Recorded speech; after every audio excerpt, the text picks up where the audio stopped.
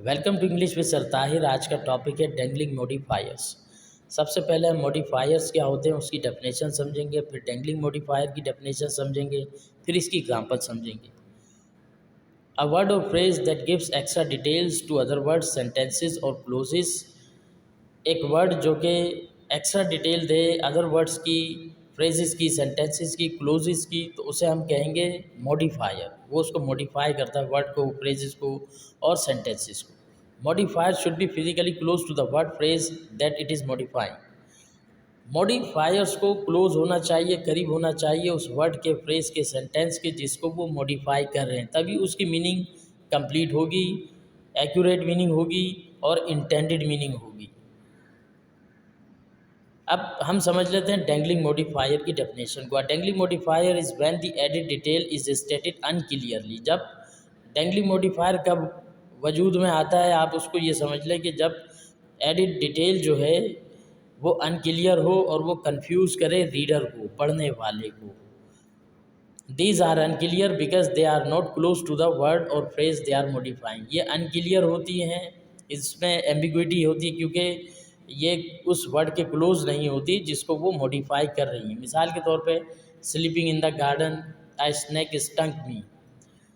जब मैं गार्डन में सो रहा था, बेसिकली मीनिंग इसकी इंटेंडेड ये है, एक स्नैक ने मुझे स्टिंग किया या तो अब आप ये देखें, यहाँ पे लग ऐसा रहा है कि फील ऐसा हो रहा है कि स्नैक सो रहा था गार्डन के अंदर। ये क्या था? ये डेंगलिंग था। अब आप इसका पर्पस समझ लीजिए कि डेंगलिंग मॉडिफायर को हम क्यों यूज़ करते हैं, करेक्ट क्यों करते हैं, किस लिए। It gives clarification when the sentence conveys a meaning to the reader that the writer did not intend. Misplace modifier, इसके ऊपर मैं लेक्चर पहले दे चुका हूँ। मिसप्लेस मॉडिफायर में तो ये है कि आप जो है वो मॉडिफायर गलत जगह पे यूज़ हुआ है। मिसाल के तौर पे गोल्डमैन्स वॉच, आदमी सोने का है, सोने के आदमी की घड़ी। बेसिकली आदमी की घड़ी सोने की, गोल्ड की घड़ी हो सकती है, आदमी नहीं हो सकता। तो ये तो मिसप्लेस मॉडिफायर है कि ये अपना वॉच से पहले आप गोल्ड लेकर आ गए और मैन से पहले गोल्ड करेंगे, तो ये मिसप्लेस मॉडिफायर हो गया।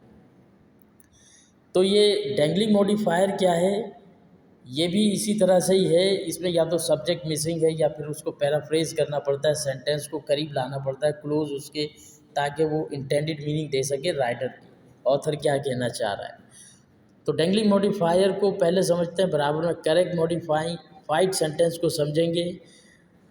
रेड में जो लिखा है वो डेंगलिंग मॉडिफाइड है। Having being smash into pieces he pick up the glass. अब ये रेड वन जो है, having been smash into pieces, क्या चीज़ स्मैश इनटू पीसेस है, तो इसमें मीनिंग गिलास जो है बहुत दूर है, इसको हमने रिफ्रेज करना है इस सेंटेंस को। तो बराबर में आप करेक्टली मॉडिफाइड देखेंगे तो when the glass was smash into pieces he pick it up. अब ये इसकी मीनिंग कंप्लीट हो गई है। बराबर में ये डेंगलिंग था, अब ये करेक्टली मॉडिफाइड हो गया है। तो इसकी वजाहत नीचे इंग्लिश में लिखी हुई है। The way the first sentence is phrase, जिस तरह से पहला सेंटेंस फ्रेज है, इट साउंड्स कन्फ्यूजिंग। तो ये कन्फ्यूजिंग साउंड कर रहा है, क्यों? क्योंकि because the modifier isn't near the phrase it is suppose to modify. क्योंकि ये जो मॉडिफायर है, जो गिलास की जो हम बात कर रहे हैं, उस फ्रेज के करीब नहीं है जिसको उसे मॉडिफाई करना है। In the second sentence the phrase being modified was moved right next to the modifier making the sentence correct. ठीक है, तो सेकंड सेंटेंस में मॉडिफायर जो वो करीब है ताकि उसकी मीनिंग जो है वो इंटेंडेड मीनिंग आ जाए। उसके बाद देखें डेंगलिंग मॉडिफायर, अगेन रेड में जो है वो डेंगलिंग है, वो बराबर में करेक्टली मॉडिफाइड है। After reading the study the article remains unconvincing. अब इसमें लग रहा ये कि आर्टिकल खुद रिमेन अनकन्विंसिंग है, इसमें सब्जेक्ट मिसिंग है। Basically I we you they he she, जो सब्जेक्ट है बेसिकली वो मिसिंग है इसमें। तो अगर आपने सब्जेक्ट लेकर आएंगे तो ये ग्रीन वन में आप देखें correctly modified. After reading the study I find the article unconvincing. और इससे पहले डेंगलिंग में क्या था? The article remains unconvincing, article खुद रिमेन रहा अनकन्विंसिंग, लेकिन आई फाइंड यानी पढ़ने के बाद, स्टडी करने के बाद मैंने पाया आर्टिकल अनकन्विंसिंग।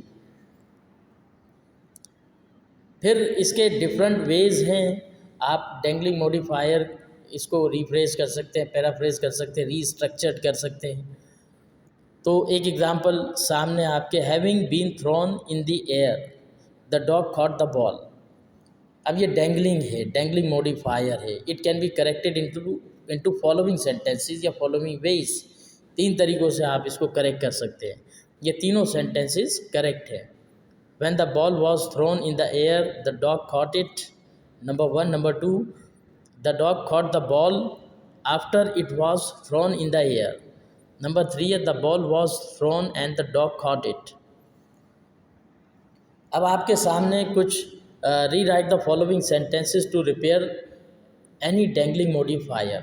तो ये 10 एग्जाम्पल है, आपने इसको रीराइट करना है। तो आप इसकी पिक्चर ले सकते हैं। जैसे फर्स्ट सेंटेंस है, after walking for hours the car look wonderful.